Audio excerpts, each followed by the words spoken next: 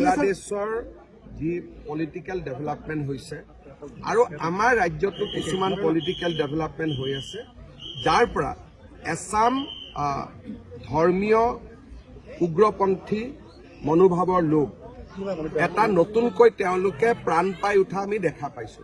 Social মিডিয়াতো এনেকুৱা মানুহ দেখিব আৰু বাস্তৱ জীৱনতো দেখিব।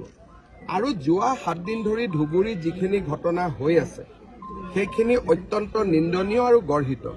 এইটো এটা হনুমান মন্দিৰ। প্ৰথম দিনা ইয়াৰ সন্মুখত গৰুৰ কাটা মূৰ এটা থোৱা হৈছে আৰু শান্তি কমিটি পিছ কমিটি হোৱাৰ পিছতো নেক্সট আকৌ গৰুৰ মূৰ থৈ গৈছে। এতিয়া এনেকুৱা ধৰণে যদি ঘটনাবোৰ চলি থাকে তেতিয়াহ'লে ৰাইজে যথেষ্ট অসুবিধাত পৰিব। এইবাৰ আনকি কটন কলেজৰ সন্মুখতো গৰুৰ কাটা মূৰ বা গৰুৰ বিভিন্ন হাড় বা বিভিন্ন অংগ পতংগ ৰখা হৈছে।